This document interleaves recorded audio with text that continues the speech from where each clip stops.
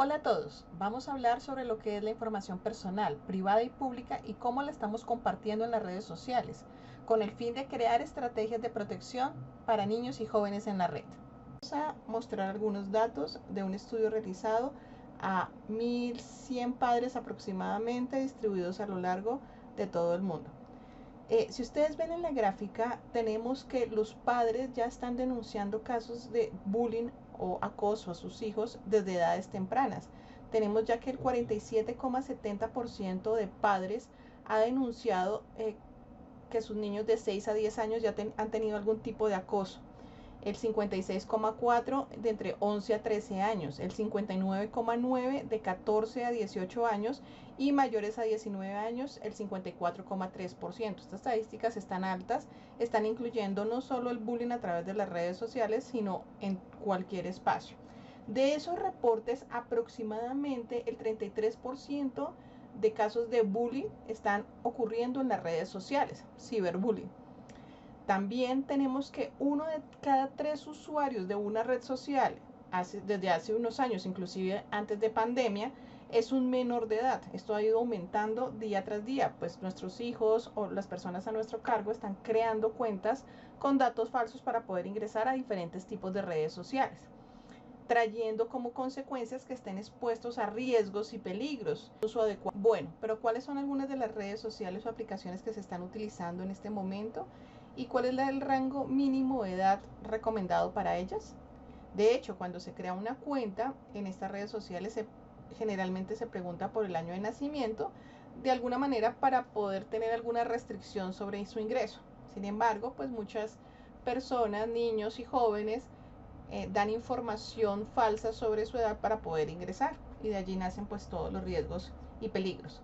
De allí y del desconocimiento sobre lo que estamos compartiendo.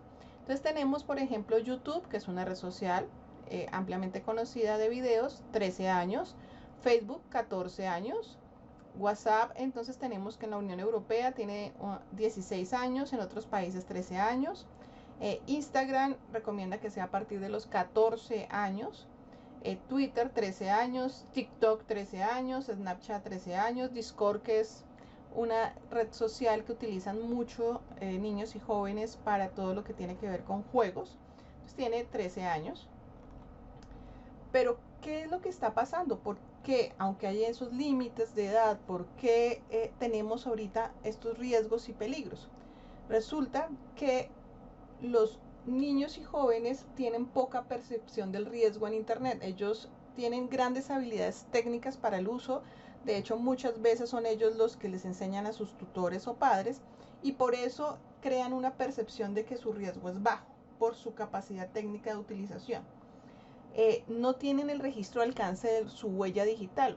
Cuando estamos creciendo y si no hemos sido formados en un uso adecuado, pues no somos conscientes que una foto o una imagen que yo coloqué a mis 15 años, a los mis 35 años puede que siga permaneciendo en internet y sea fácilmente encontrable.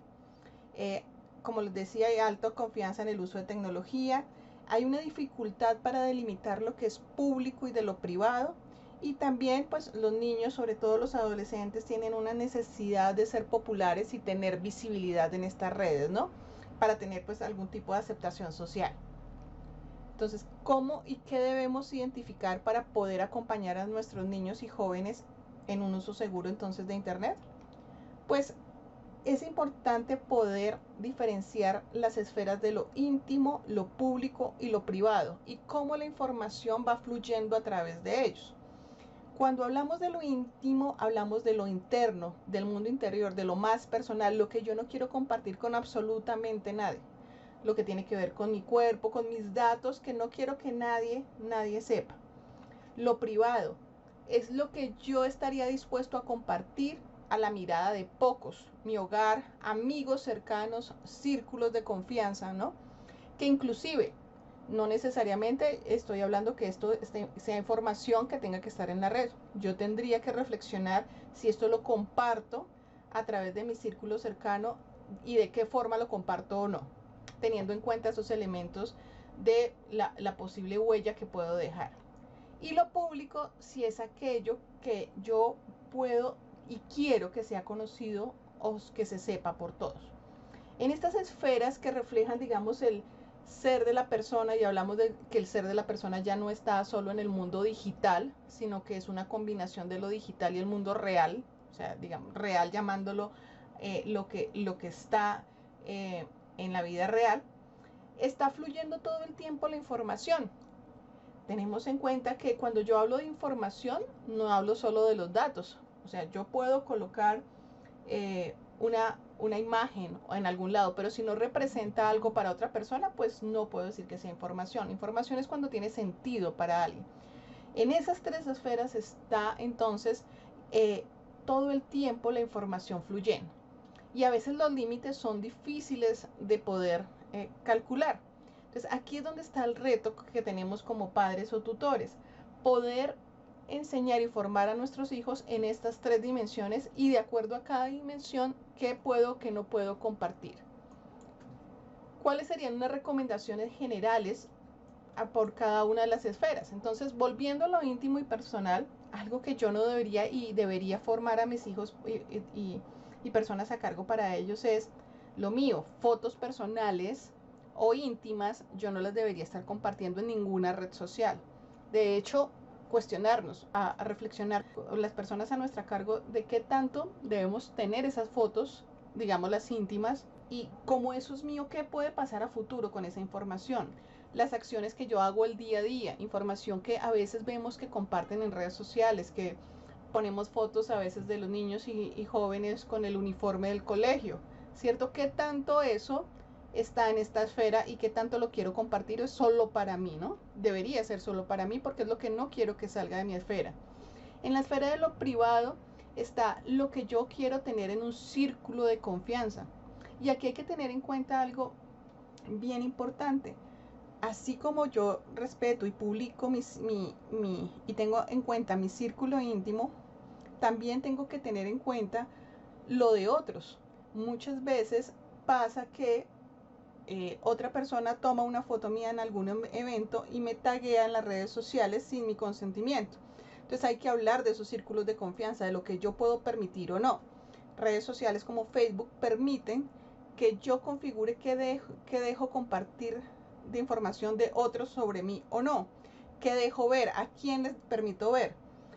Fotos de casas, vehículos, ubicación particular. A veces dice, estamos en tal parte, salimos de nuestra casa, estamos dando una opción para que vengan personas a hacer, a robar nuestra casa porque sabe que está sola, ¿no?